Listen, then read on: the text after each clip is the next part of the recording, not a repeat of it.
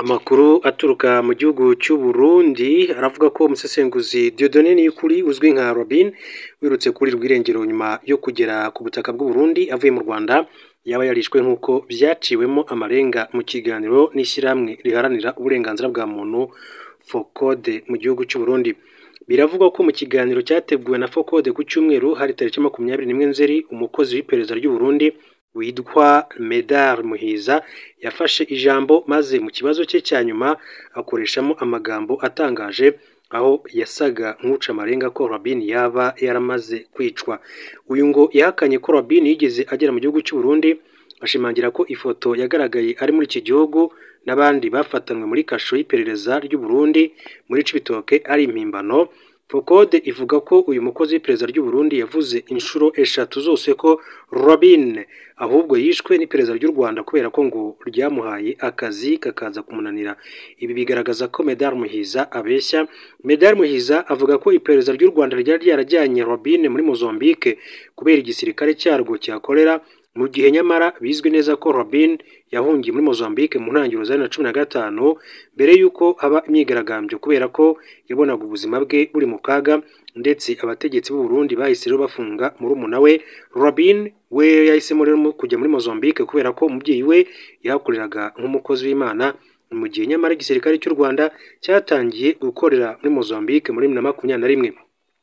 Kabiri ni uko FOCODE ivuga ko hari ibimenyetso byinshi byerekana ko Robin na bagenzi be bari mu Burundi bafatanywe nawe Erwan Nkurunziza na Venant Kumana bavuye mu Rwanda ku itariki 29 Kanama 2025 baciye muri Tanzania binjira mu Burundi baciye ku mupaka wa Kobero i Muyinga uwo munsi. Ibyo kandi ngo ni ibintu byoroshye kubona ku mipaka y'u Rwanda, Tanzania n'u Burundi.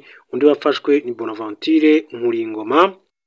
Uyu we akaba yaravuye Bujumbura mu modoka izwi yaje kumupfiraho ageze i Gitega, na n'ubu iyo modoka akaba ariho ikiri. Hoteli yarayemo kandi yafatiwemo nayo irazwi nk'uko amakuru akomeza kugenda abivuga. Telefone ya Erwan Nkurunziza yerekana neza ahantu banyuze. Ifoto yafatiwe muri Cibitoke yerekana Robin ari kumwe na bagenzi be muri kasho y'iperereza muri Cibitoke. Amasoko menshi cyane yashoboye kumenya neza icyo cyumba baba bicayemo hari imifuka y'ifumbire n'ibindi. Ni benshi bavuze ko bahazi. Ikindi kandi ngo iperereza ry'u Burundi ryategetse ko Robin kohereza audio kwa mukuru we Erwan Nkurunziza, kandi ngo yaba Erwan Nkurunziza, Robin n'undi witwa Fabrice ngo bafatanywe bohereje audio zemeza ko bafatiwe hamwe kandi bari bafungiwe hamwe.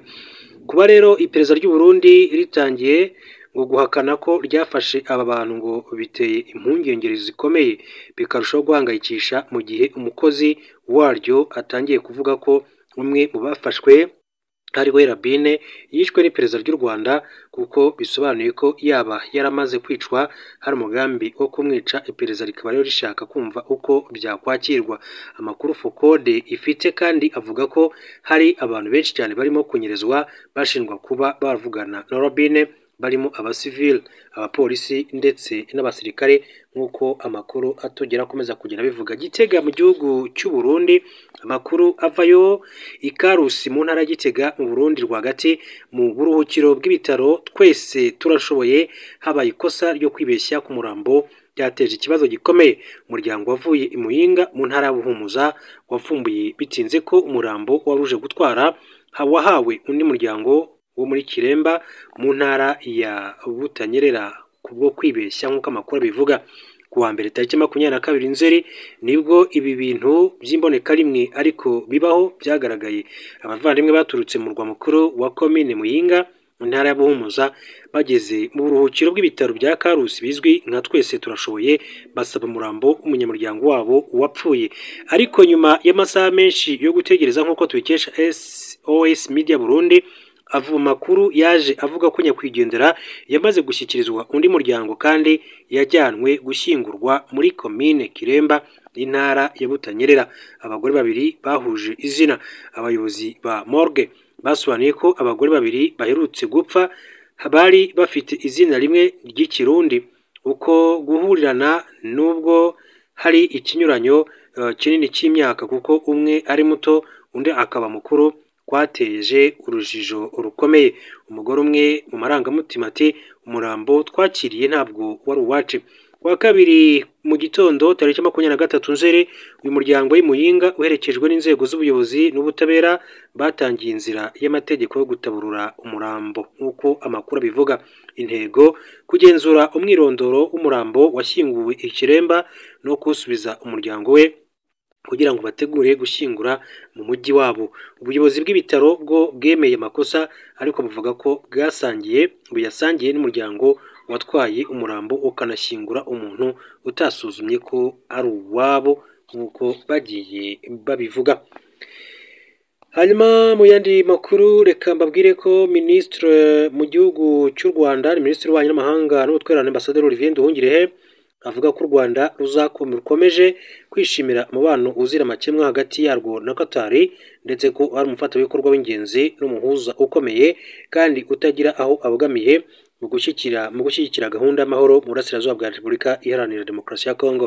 Minisitiri Nduhungirehe yabitangarije ibiro ntaramakuru bya Qatar News Agency ku ruhande rw'inama y'inteko rusange y'umuryango w'abibumbye iri kubera i New York muri Leta Zunze Ubumwe za Amerika ku nshuro ya 80. Minisitiri Nduhungirehe yavuze ko u Rwanda na Qatar bikomeje gukorera hamwe mu kurushaho kwimakaza umubano w'ibihugu byombi ndetse no kurebera hamwe izindi nzego nshya z'ubufatanye, ashimangira ko ubwo bufatanye bugamije kubyarira inyungu zifatika abaturage b'ibihugu byombi. Ati umubano wacu ufite amateka maze igihe kinini cyane, duha agaciro gakomeye ubucuti bwacu ndetse n'ubucuruzi dusangiye cyane cyane ishoramari rya Qatar mu Rwanda. Minisitiri Nduhungirehe kandi yagaragaje ko Qatar ari igihugu gifite uruhare rukomeye mu buryo bufatika aho ubogamiye mu gukemura amakimbirane yo mu karere k'ibiyaga bigari by'umwihariko mu burasirazuba bwa RDC. Yagize ati Qatar ifite uruhare rukomeye nk'umufatanyabikorwa w'ingenzi akaba n'umuhuza utabogama mu makimbirane yo mu karere by'umwihariko imbaraga zayo mu gushyigikira ibiganiro by'amahoro hagati ya guverinoma ya Repubulika ya Demokarasi ya Congo na AFC 23. Yagaragaje ko umuhati wa Qatar mu guhuza izo mpande zombi byatumye hashyirwaho umukono ku mushinga w'amasezerano y'amahoro yasinyiwe i Doha muri Nyakanga mu gushyigikira inzira y'amahoro iyobowe na Leta Zunze Ubumwe za Amerika ku gukemura amakimbirane mu burasirazuba bwa RDC. Hanyuma kandi Minisitiri Nduhungirehe yavuze ko imishyikirano ya Doha igamije kugeza impande zose bireba ku biganiro ndetse n'uburyo ari ingenzi mu gufasha akarere kugera ku mahoro arambye n'umutekano. Yakomeje agira ati uwo muhate uruzuza andi masezerano yashyiriweho i Washington DC hagati y'u Rwanda na RDC kugira ngo akemure ibibazo by'umutekano cyane cyane bijyanye no gutangira gushyira mu bikorwa ibijyanye no gusenya umutwe wa FDLR. Minisitiri Nduhungirehe yashimangiye ko inzira z'ibiganiro bya Washington DC na Doha bifite akamaro ndetse anagaragaza ko yizeye ko zizagira uruhare rukomeye cyane mu kugera ku mahoro arambye mu karere k'ibiyaga bigari nk'uko Minisitiri w'Ububanyi n'Amahanga w'u Rwanda Ambasaderi Olivier Nduhungirehe yagiye abigaragaza.